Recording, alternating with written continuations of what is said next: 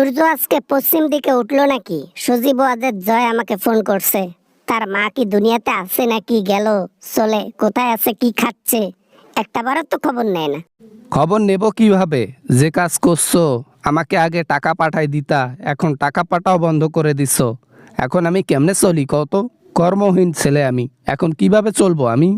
কিভাবে চলবি মানে? 20 বিলিয়ন মার্কিন ডলার মানি লন্ডারিং করে তুই অন্য দেশে নিয়ে গেলি বাংলাদেশ থেকে। জনগণের টাকা, টাটকা টাকা আমার সামন দিয়ে, সে টাকা কি করলি? সে টাকা আর কি করব? ডাইন ধরছি, ডাইন ধরার পর চলে গেছে। কি আর করার, কপালে ছিল না। ভাবছিলাম 3-4 গুণ কামাই করব, কিন্তু না, একবারেই চলে গেল সব কিছু।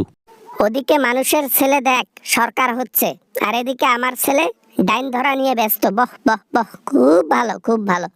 20 বিলিয়ন মার্কিন ডলার একবারে শেষ করে দিলি। আমি তো একটা যোগ্যতাহীন ব্যক্তি, সার্টিফিকেটও আমার না, সার্টিফিকেটও অন্য কারো নাম ধরে আমি সিস্টেমে নিয়ে নিছি। সব দিক থেকে জিরো থাকার কারণে ডাইন ধরছি। খুব ভালো হয়েছে। আর আমাকে ফোন দিস না, তুই আর ফোন দিস না, কোনোদিনও ফোন দিস না আমাকে। বদমাস ছেলে কোথাকার, টাকা পয়সা সব ধ্বংস করলি, এদিকে আমার জান ফেটে যাচ্ছে। মা, তুমি কিন্তু আসলে ফাজিল। বাংলাদেশের লোকের কাছে যেভাবে তুমি টাকা চুরি করে আনছো, ওটা কি তোমার নিজের টাকা ছিল? যেমনে আনছো তেমনি চলে গেছে, কি আর করার। চুরি করতেও মেহনত লাগে, চুরি করতেও কষ্ট লাগে।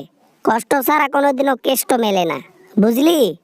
বসে বসে টাকা পাইতি তো, বুঝবি কিভাবে মা কেমনে দেয়। আমি আম খাবো, আটি কেন গুনবো? ওগুলা দেখার টাইম নেই, ওগুলা বাদ দাও। তুমি কি এখন টাকা পয়সা কিছু দিবা আমারে? হাত একবারে শূন্য হয়ে গেছে, কিভাবে যে চলি। সামনে নির্বাচন, কিছু টাকা রাখছি, যে টাকাটা পয়সা এই যেগুলো আছে ওই লকডাউনের পেছনে খরচ করব। লোকদের চালাতে গেলে তো টাকা পয়সা লাগে, তোকে দেবো কেমনে? ওখানে দেওয়া বাদ দাও, ওখানে লকডাউন দিয়ে কাম হবে না। তোমার টাকা ওই সিস্টেমে সিস্টেমে আবার বাংলাদেশেই ঢুকতেছে, তুমি তো টেরে পাও না। তুমি এমন হেবলার হেবলা, বুঝছো? তুই খুব জ্ঞানী ব্যক্তি হয়ে গেলি, তাই না রে? হে ওয়াজেদ জয়, তুই খুব জ্ঞানী। জ্ঞানী হইলে ওই আমেরিকাতে বসে ডাইন ধরতি না, ওই বাংলাদেশে যাওয়ার চেষ্টা করতি একটু। যে দেশে আমার মা থাকতে পারে নাই, সে দেশে আমি থাকবো কেমনে? তোমার মতো চিটার বাটপারে অমুক তমুক এগুলা যদি দেশের মধ্যে না থাকতে পারে, তাহলে আমার মতো লোক কেমনে ওই দেশের মধ্যে থাকবে বলো? সাবধানে কথা বল, সাবধানে কথা বল, মাকে সম্মান দিয়ে কথা বল। আমি তোর মা, ভুলে যাইস না, বুঝলি কি বলছি? টাকা পয়সা তোকে আর পাঠাবো না, বাই। টাকা পয়সা পাঠাবা না মানে? টাকা পয়সা তুমি দিবা, তোমার গোষ্ঠী সুদ্ধা দিবে। টাকা না দিলে ফাঁস করে দেব, জনগণের কাছে ফাঁস করে দেব। তোমার ডকুমেন্ট কিন্তু আমার কাছে আছে। ও, এখন তুই আমাকে এটা করা শুরু করে দিলি? Good good good, very good very good.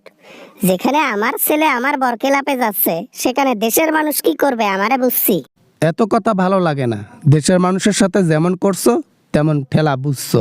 বোঝো নাই? যেমন কর্ম তেমন সাজা, কথা বোঝো নাই? এখন টাকা পয়সা দিবা নাকি লাইভে যাব? দিচ্ছি টাকা পয়সা দিচ্ছি। এই বলে বলে যে হাতের কসের কয়টা টাকা ছিল সব শেষ করলাম, সব এই পোলাটার পিছনেই শেষ করে দিলাম রে। আমি তো তোমার একটাই পোলা, আমার পিছনে খরচ করবা না তো কার পিছনে করবা?